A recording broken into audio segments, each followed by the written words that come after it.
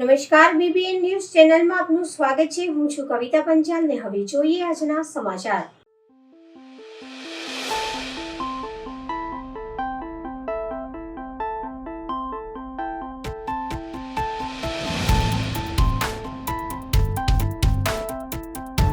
વડોદરા શહેરના Bapod police station હદ વિસ્તાર બાદ ફરી એકવાર એસએમસી સ્ટેટ મોનિટરિંગ સેલે વડોદરા જવાહરનગર પોલીસની ઊંઘ ઉડાવી મકર સંક્રાંતિનો પર્વ છે ને શહેરમાં ભારતીય બનાવટ વિદેશી દારૂનો ટ્રક ઝડપી લેવામાં આવ્યો છે।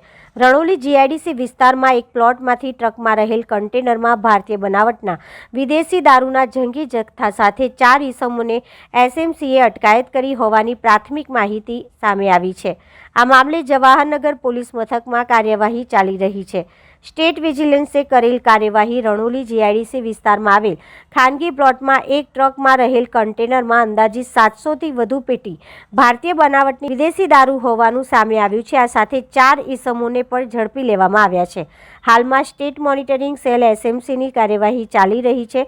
સ્ટેટ વિજિલન્સ દ્વારા સતત શહેરી અને ગ્રામ્ય વિસ્તારોમાં રેડો કરવામાં આવી રહી છે। ત્યારે આ દારૂ સ્થાનિક પોલીસની રહેમ નજર હેઠળ વેચાઈ રહ્યો છે કે કેમ તેવા અનેક સવાલો ઊભા થઈ રહ્યા છે।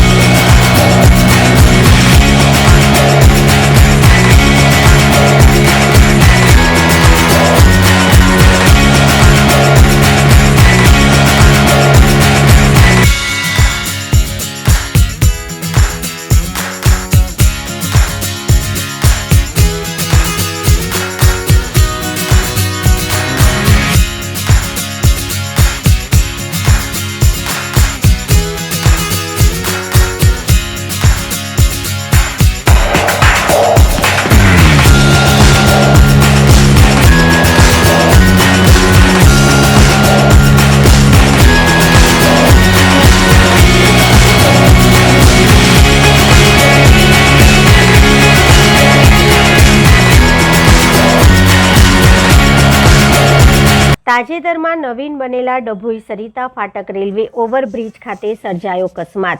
રેલવે ઓવરબ્રિજ ઉપર બાઇક અને એસટી બસ વચ્ચે ગંભીર અકસ્માતમાં બાઇક સવારને ગંભીર ઈજા પહોંચી। બાઇક સવારનો એક તરફનો પગ અકસ્માતમાં છૂટો પડી ગયો। અકસ્માતના પગલે ટ્રાફિક જામના દ્રશ્યો સર્જાયા। 108 દ્વારા ઈજાગ્રસ્ત બાઇક ચાલકને સારવાર અર્થે વડોદરા હોસ્પિટલ ખાતે ખસેડવામાં આવ્યો। ડભોઈ પોલીસે ઘટના સ્થળે પહોંચીને કાર્યવાહી હાથ ધરી હતી। તાજેતરમાં ડભોઈ સરિતા રેલવે ફાટક એક બાજુનો બનેલો નવીન ઓવરબ્રિજ ઉપર બાઇક અને એસટી બસ વચ્ચે અકસ્માત સર્જાતા બાઇક સવાર એસટી બસ નીચે આવી જતા એક તરફનો પગ અકસ્માતમાં છૂટો પડી જતા તેને તાત્કાલિક 108 દ્વારા ઈજાગ્રસ્ત ચાલકને સારવાર અર્થે વડોદરા ખાતે ખસેડવામાં આવ્યા। અકસ્માતના પગલે ટ્રાફિક જામના દ્રશ્યો સર્જાયા હતા। પોલીસને ઘટનાની જાણ થતાં તાત્કાલિક ઘટના સ્થળે પહોંચી આગળની તપાસ હાથ ધરી હતી।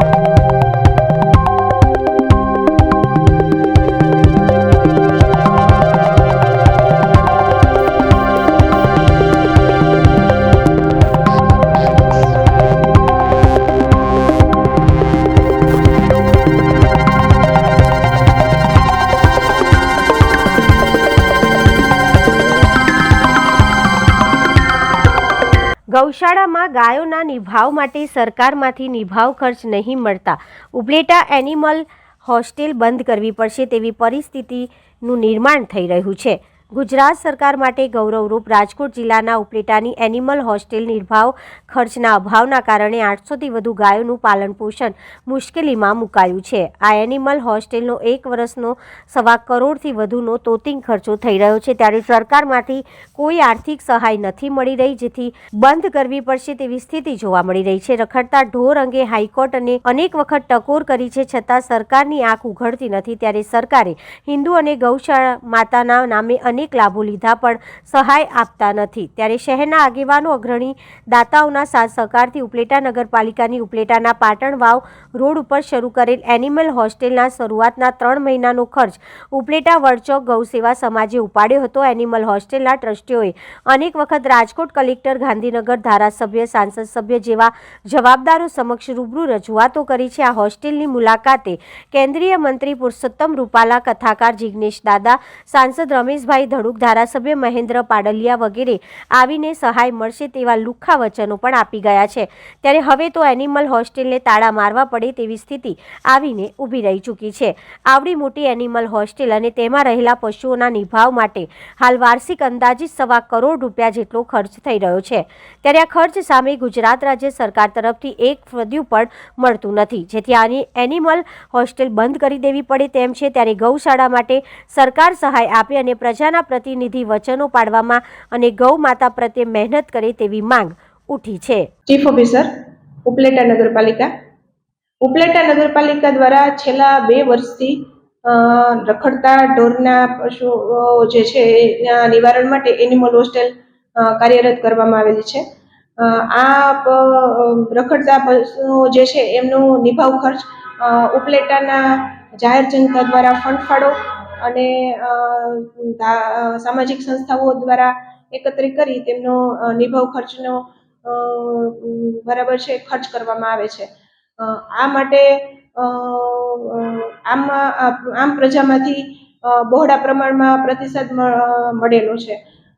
હવે અત્રેથી સરકારશ્રીમાંથી સ્પેશિયલ કેસમાં ઉપલેટા એનિમલ હોસ્ટેલને ગ્રાન્ટની ફાળવણી થાય એ માટે સરકારશ્રીને દરખાસ્ત કરવામાં આવેલી છે. તો ઉપલેટા નગરપાલિકાને નિભાવ ખર્ચ પેટે સરકારશ્રી દ્વારા ગ્રાન્ટ મળે એવી અત્રેથી હકારાત્મક સરકારનું વલણ બને અને સરકારમાંથી ગ્રાન્ટની ફાળવણી થાય એવી આશા રાખવામાં આવી રહી છે. અંદાજે 600 જેટલા આપણે રખડતા ભટકતા ગાયો અને ખૂંટ છે અને પર ડે 30 થી 40 હજાર જેવો નિભાવ ખર્ચનો આપણે રકમ જોઈએ છે. સરકાર તરફથી આપણે અત્યારે ઉપલેટા નગરપાલિકા પાસે એનિમલ હોસ્ટેલનું ઇન્ફ્રાસ્ટ્રક્ચર જે કંઈ જોઈએ છે એ આપણી પાસે પૂરતું અવેલેબલ છે. એટલે આપણે સરકાર પાસેથી નિભાવ ખર્ચ, ઘાસચારો લેવો છે, દવા દારૂ જે કંઈ પશુઓનો તેમજ પશુઓને જે કંઈ ટ્રીટમેન્ટ કરવાની થાય છે એ બાબતે નોર્મલ ગ્રાન્ટ મળે એવી આશા રાખીએ છીએ. હું પિયુષભાઈ માકડિયા, નગરપાલિકા સંચાલિત એનિમલ હોસ્ટેલ પ્રમુખ. અમે 2 વર્ષથી નગરપાલિકા સંચાલિત ગૌશાળા હકાવીએ છીએ અને ગામમાંથી જેટલા રખડતા પશુઓ, માંદા પશુઓ, જે કાંઈ હોય પશુઓ, તમામ પશુઓને અમે ત્યાં ગૌશાળામાં, ભાદર કાંઠે ગૌશાળામાં અમે નગરપાલિકા સંચાલિત ગૌશાળામાં રાખેલ છે. એની સારવાર ખર્ચથી મારીને બધી માણસો, બધી વ્યવસ્થા અમે રાખેલ છે અને સારામાં સારી વ્યવસ્થા અમે કરેલ છે. તો અત્યારે તો લોક ફાળાથી જ આ ગૌશાળા ચાલે છે. લોકો અત્યારે તો આપે છે અને હવે વધીને 5 મહિને હાલે એટલો અમારી પાસે ખર્ચ જોગવાય છે. હવે જો વધુ સહાય, સરકારી સહાય ના આવે તો અમારે કદાચ ગૌશાળા બંધ કરી તાળા મારવા પડે એવી અમારી કદાચ સ્થિતિ આવી જાય. આમાં કોર્ટના, હાઈકોર્ટના હુકમ મુજબ જે અમે કાર્ય કર્યું છે, કોર્ટે કીધું એટલે અમે જે કહ્યું, પણ કોર્ટના નિયમ મુજબ સરકાર અમલ નથી કરતી. પૈસાનો સહાય 30 રૂપિયા લખે અમને આવતી નથી. અમે એમાં ટેકનિકલ ફોલ્ટ એવો નડે છે કે 2022 માર્ચ પહેલા ટ્રસ્ટ રજીસ્ટર થઈ જવું જોઈએ. અમે ટ્રસ્ટ મોડું રજીસ્ટર કર્યું પણ ગૌશાળા વહેલી શરૂ કરી દીધી. એ તકલીફ પડે છે. તો સરકાર આમાં ખાસ ધ્યાન દે અને એના જે જતા હોય કાગળિયા અમે જે શરૂ કરી ત્યારના કાગળિયા બધું બતાવી દી એના બધું. અને 800 અત્યારે 800 ગાયો અમારે ગૌશાળામાં છે અને હજી આ ગામમાંથી અમારે જેટલી આવે એટલી ભરવાની હતી ચાલુ જ છે ગામમાંથી લેવાની. તો એનો ખર્ચ કાયમનો 35-40 હજાર ખર્ચ આવે છે. વાર્ષિક ખર્ચ 1.25 કરોડની આસપાસ થાય છે. સરકાર પાસે માંગણી અમારી છે કે અમને જો વહેલી તકે અમને સહાય આપે તો વધુ સારું, નકર અમારે કંઈક વિચારવું પડશે શું કરવું સરકાર.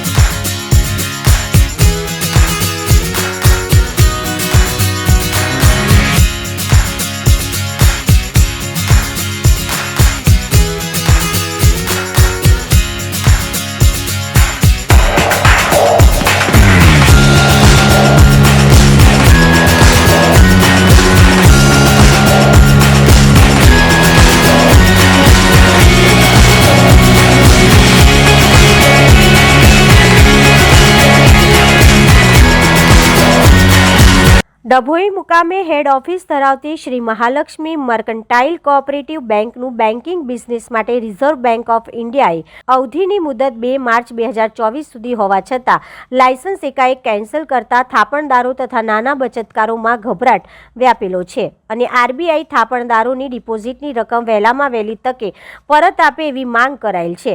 રિઝર્વ બેંક ઓફ ઇન્ડિયા દ્વારા તારીખ 12 જાન્યુઆરી 2024ના રોજ શ્રી મહાલક્ષ્મી બેંકનું બેન્કિંગ બિઝનેસ અંગે લાયસન્સ કેન્સલ કરે છે તે અંગેની જાણ માટે મેનેજર તથા પ્રમુખશ્રીની સહી લેવામાં આવેલ છે. અત્રે નોંધનીય છે કે તારીખ 3 માર્ચ 2023થી 6 માર્ચ માટે બેંક ઉપર નિયંત્રણો લાદવામાં આવ્યા હતા અને તે દરમિયાન બેંકના હયાત બોર્ડ દ્વારા આરબીઆઈ સૂચનો મુજબ વસૂલાતની કામગીરી શરૂ કરેલ હતી. તેને ધ્યાનમાં લઈને તારીખ 2 સપ્ટેમ્બરથી 2 ડિસેમ્બર સુધી 3 મહિના મુદત વધારી આપવામાં આવી હતી અને તે દરમિયાન નવા પ્રમુખ અરુણભાઈ પટેલની રાહબરી હેઠળ વસૂલાત માટે 22 કરોડ રૂપિયાના દાવા દાખલ કર્યા હતા. વધારાના કર્મચારીઓને છૂટા કર્યા હતા. જપ્તી કરવા બાબતની નોટિસો પણ ઇસ્યુ કરવામાં આવી હતી અને અંદાજે 6 થી 7 કરોડની વસૂલાત કરવામાં આવી.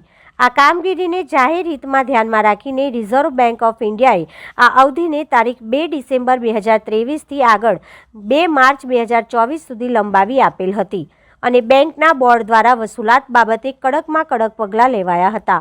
હાલમાં બેંકની 28 કરોડ સિક્યુરિટીમાં ડિપોઝિટ છે અને 7 કરોડ બેંકમાં ડિપોઝિટ છે અને રૂપિયા 17 થી 18 કરોડના દાવા કરેલા છે. તેમાંથી 50% આવવાની શક્યતા છે. તેની સામે થાપણદારો તથા બચતકારોને 16 થી 17 કરોડ રૂપિયા વેચવાના થાય છે, જે હાલના ભંડોળમાં આપી શકાય તેમ જ છે, કારણ કે મોટાભાગના ડિપોઝિટરોની ડીઆઈસીજી હેઠળ વીમાના કારણે ડિપોઝિટ રૂપિયા 5 લાખની મર્યાદામાં ચૂકવાઈ ગયેલ છે. બેન્કિંગ લાયસન્સ કેન્સલ થવાના કારણે રિઝર્વ બેંક ઓફ ઇન્ડિયા આ ભંડોળમાંથી તાત્કાલિક ધોરણે બેંકના થાપણદારો તથા બચતકારોને વહેલામાં વહેલી તકે રકમ પરત આપે તેવી સામાન્ય જનતાની માંગ છે. બેન્કિંગ લાયસન્સ રદ થવાના સમાચાર જાણી ઘણા સિનિયર સિટીઝનો ગભરાટમાં આવી ગયા છે. ઘણી વિધવા બહેનોએ પોતાની બચત તથા મૃતક પતિના આવેલા વીમાના નાણાં આ બેંકમાં વિશ્વાસ રાખીને રોક્યા હતા. તેઓ આ સમાચારથી ખૂબ જ ટેન્શનમાં આવી ગયા છે. કોઈ આ સાંભળીને આપઘાત ન કરે તેવો બનાવ ટાળવા માટે રિઝર્વ બેંક ઓફ ઇન્ડિયા દ્વારા આવા થાપણદારોને વહેલામાં વહેલી તકે થાપણ પરત આપવાની અતિ જરૂરિયાત છે. રિઝર્વ બેંક ઓફ ઇન્ડિયા દ્વારા તારીખ 11 જુલાઈ 2023ની સોકાઝ નોટિસના સંદર્ભે લાયસન્સ રદ કર્યાનું જાણવા મળેલ છે, પરંતુ સોકાઝ નોટિસ પછી નવા બોર્ડ દ્વારા ખર્ચામાં ઘણો કાપ મૂકીને મોટી વસૂલાત કરવામાં આવેલ છે, એ ધ્યાનમાં લેવામાં આવેલ નથી. હવે લઈએ એક નાનકડો વિરામ.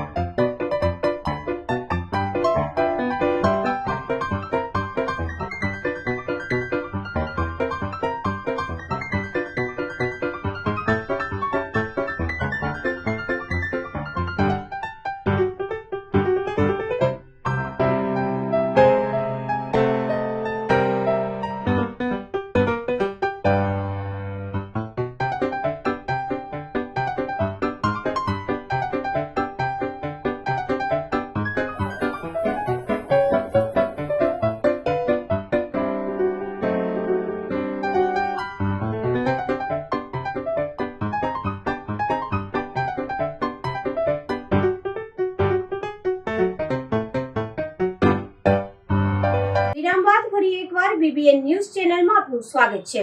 એમ પરિવહન એપથી લાયસન્સ સહિતની અરજીઓ સીધી થઈ શકશે અને એજન્ટના ધક્કાથી છુટકારો મળશે। આરટીઓની વિવિધ કામગીરી માટે એપમાં 14 આઇકોન મુકાયા છે। એક ક્લિકથી કામ થશે। અગાઉ ઓનલાઈન સુવિધામાં કેટલીક ક્ષતિ અને ગૂંચવાડાવાળી પ્રક્રિયાથી લોકોને આપદા પડતી હતી। કેન્દ્ર સરકાર દ્વારા આરટીઓની તમામ સુવિધાઓ ઓનલાઈન કર્યા બાદ તેમાં રહેલી કેટલીક ક્ષતિ અને ગૂંચવાડાઓવાળી પ્રક્રિયાઓને પણ સરળ બનાવવાની કામગીરી હાથ ધરી છે। વાહનને લગતી કોઈપણ કામગીરી હોય તો એમ પરિવહન વેબસાઇટ પર સારથી એપ્લિકેશનથી લાયસન્સ સહિતની વિવિધ સેવા સિલેક્ટ કરી કામગીરી કરાય છે। આ પ્રક્રિયા અઘરી હોવાથી અને નાગરિકોને સરળતાથી સમજમાં ન આવે તેવી છે, જેના પગલે આ સુવિધાઓને વધુ સરળ બનાવવા માટે સરકાર દ્વારા એમ પરિવહન એપ્લિકેશન લોન્ચ કરવામાં આવી। આ એપ્લિકેશનમાં લાયસન્સ સહિતની વિવિધ કામગીરીના આઇકોન મૂક્યા છે। એપ્લિકેશન ખુલ્યા બાદ જે તે આઇકોન પર ક્લિક કરવાથી કામગીરી થઈ શકશે। વાહન તેમજ લાયસન્સને લગતી કામગીરી એપ દ્વારા સીધી જ થઈ શકતી હોવાથી એજન્ટો પાસે ધક્કા ખાવામાંથી છુટકારો મળશે। Incharge RTO J K. પટેલે જણાવ્યું હતું કે એપ્લિકેશનના કારણે હવે આરટીઓની કામગીરીમાં સરળતા રહેશે। નવી પેઢીને હવે આરટીઓના અગાઉની જેમ ધરમધક્કા ખાવા નહીં પડે। વડોદરામાં ડીઝલ ચોરીના કૌભાંડનો પર્દાફાશ થયો। ગેરેજમાં ટેન્કર રાખી ડીઝલની ચોરી કરતા હતા। ટેન્કરમાં કંપનીનું સીલ કરેલું લોક તોડી ચોરી કરતા હતા। દુમાર ચોકડી પાસે પોલીસે ડીઝલ પેટ્રોલ ચોરી કરતા 5 લોકોને ઝડપી પાડ્યા અને તેમની પાસેથી 18 લાખનું ડીઝલ જપ્ત કર્યું હતું। સમા પોલીસને બાતમી મળી હતી કે કોયલીના પેટ્રોલ પંપ પરથી ટેમ્પો ડીઝલ ભરી જાંબુવાના હાલોલ રોડ પર નીલકંઠ પેટ્રોલ પંપ પર જઈ રહ્યો છે। ટેમ્પોની નિયત જગ્યાએ જતા પહેલા દુમાર ચોકડી પાસે નીલકંઠ ટેન્કરવાળી ગલીમાં દત્ત ગેરેજમાં ટેન્કરમાંથી ટેમ્પામાં ડીઝલ ભરાઈ રહ્યું હતું, જેથી પોલીસે દત્ત ગેરેજ પર દરોડા પાડ્યા હતા। ગેરેજ પાસે ઉભેલા GJ 5 BU 8933 નંબરવાળો ટેમ્પાને ડ્રાઈવરની પૂછપરછ કરતા તેને પોતાનું નામ નારાયણ ભગવાનદીપ યાદવ જણાવ્યું હતું। તેઓ ટેન્કર પર ચડીને કંપની દ્વારા કરાયેલા સીલ કરેલા લોકની પટ્ટીને તોડીને ટેન્કરમાં પ્લાસ્ટિકની પાઇપ નાખીને ડીઝલના કારબા ભરી રહ્યા હતા। પોલીસે 18.76 લાખનું ડીઝલ જપ્ત કરી નારાયણ ભગવાનદીપ યાદવ, વિક્રમપુરા ગામ, ધમોર UP, રાવજી વિરમભાઈ નાયક, સંતોષીનગર છાયાપુરી સ્ટેશન પાછળ, કિરીટ રમણ રાઠવા રહેઠાણ લક્ષ્મણ પાર્ક સોસાયટી છાયાપુરી, મહેન્દ્રસિંહ ભગવાનસિંહ ચૌહાણ રહેઠાણ માધવનગર દશરથ ગામ, રવિ નગીન નાયક, સંતોષીનગર છાયાપુરી સ્ટેશન પાછળની ધરપકડ કરવામાં આવી છે। વડોદરામાં SMC દ્વારા દરોડા। જવાહરનગર પોલીસને ઊંઘતી ઝડપી SMC દ્વારા જવાહરનગર પોલીસ હદ વિસ્તારમાં ઝડપાયો દારૂ। રણોલી GIDCમાં હતો દારૂ। અંદાજે 700 પેટીથી વધુ દારૂ હોવાની વાત સામે આવી છે। 4 આરોપી સાથે મુદ્દામાલ ઝડપાયો। અગાઉ પણ બાપોદ પોલીસ હદમાં SMCને મળી હતી મોટી સફળતા।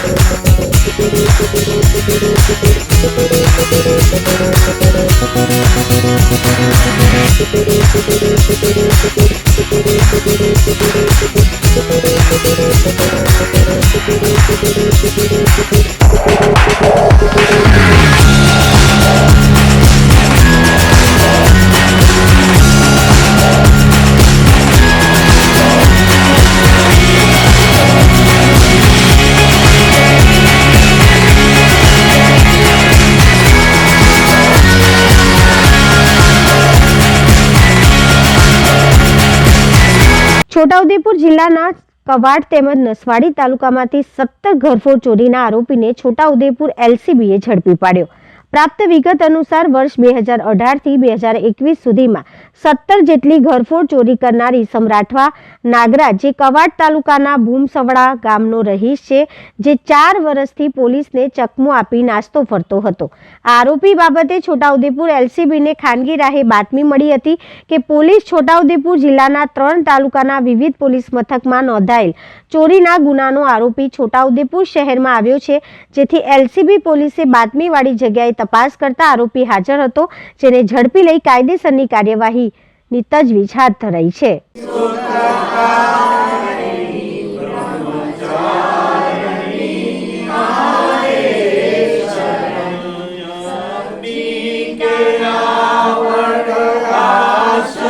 ભરૂચ જિલ્લા ચારણ ગઢવી સમાજ દ્વારા આઈ સોનલ માતાજીના જન્મ શતાબ્દીની ઉજવણી કરી.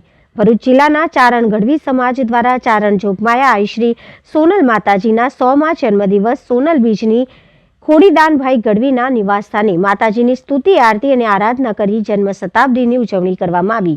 આ પ્રસંગે ચારણ બંધુઓ ખોડીદાનભાઈ ગઢવી, કનકસિંહ ગઢવી, છત્રસિંહ બાટી, પ્રવીણભાઈ જાડિયા, સંજયભાઈ ગઢવી તેમજ સમાજ બંધુઓ હાજર રહી માતાજીની સ્તુતિ કરી જન્મદિવસની ઉજવણી કરી ધન્યતા અનુભવી. સંવત 1980 તારીખ 8 ડિસેમ્બર 1924 ને મંગળવારના રોજ જૂનાગઢ જિલ્લાના કેશોદ તાલુકાના મઢડા ગામના ચારણ હમીર મોડ અને રાણબાઈ માતાના કુખેમાં ભગવતી સોનલમાં ધરતી પર અવતરણ થયા હતા. 50 વર્ષની આયુમાં ભવાની જગદંબાએ સમાજના કુરિવાજોથી દૂર કરવાથી માંડીને શિક્ષણ માટે માતાજીએ ચારણ બોર્ડિંગની સ્થાપના કરી હતી. શિક્ષણ પ્રત્યે માતાજીએ ખાસ ભાર મૂક્યો હતો. વ્યસન મુક્તિ સહિતના એવા કામો કર્યા કે આજે પણ માતાજીના કાર્યોની તોલે કોઈ ન આવે.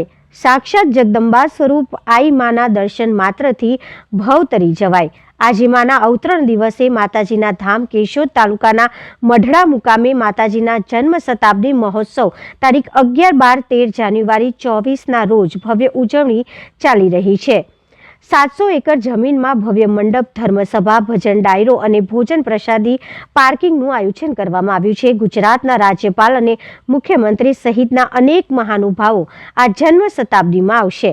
ભારતના વડાપ્રધાન શ્રી નરેન્દ્રભાઈ મોદી દ્વારા સોનલ શતાબ્દી મહોત્સવ નિમિત્તે હાર્દિક શુભકામના પાઠવી હતી. તેમણે આઈ શ્રી સોનલ માતાજીના પ્રજાલક્ષી કાર્યોને વાગોડ્યા હતા. मैं आई के श्री चरणों में अपनी उपस्थिति दर्ज कराता हूं, उन्हें प्रणाम करता हूं. मेरे परिवारजनों, जन्म शताब्दी के इस 3 दिवसीय महोत्सव के बीच आई श्री सोनल मां की स्मृतियां हमारे साथ है. भगवती स्वरूपा सोनल मां इस बात का साक्षात उदाहरण रही है कि भारत भूमि किसी भी युग में अवतारी आत्माओं से खाली नहीं होती है. गुजरात और सौराष्ट्र की ये धरती तो खास तौर पर महान संतों और विभूतियों की भूमि रही है. कितने ही संत और महान आत्माओं ने इस क्षेत्र में पूरी मानवता के लिए अपना प्रकाश बिखेरा है. पवित्र गिरनार तो साक्षात भगवान दत्तात्रेय और अनगिनत संतों का स्थान रहा है. आई श्री सोनल कृपाचारण गढ़वी समाज द्वारा चालू वर्षे 100મી સોનલમાની જન્મ શતાબ્દી મહોત્સવની ઉજવણી કરવામાં આવી છે. મઢડા મુકામે જ્યાં સોનલમાનો જન્મ છે ત્યાં આજે 100મી જન્મ જયંતિ ઉજવી છે, જ્યાં અમારા ભરૂચ જિલ્લાના અગ્રગણ્ય બધા કાર્યકરો પણ બધા ત્યાં ગયેલ છે. પરંતુ ભરૂચમાં સતત સોનલ બીજની ઉજવણી થતી હોય જે ખંડિત ન થાય તે માટે અમે અમારા ઘરે સોનલમાનો 100મો જન્મ મહોત્સવ ઉજવવાનું નક્કી કરેલ છે, જેમાં ભરૂચ જિલ્લા ગઢવી સમાજ તરફના તમામ ચારણબંધુઓ હાજર રહેલ છે. તો આ હતા આજના સમાચાર. આવતીકાલે ફરી મળીશું આ ચેનલ પર આ સમય. ત્યાં સુધી સમગ્ર BBN ન્યૂઝ ચેનલની ટીમને રજા આપશો. નમસ્કાર.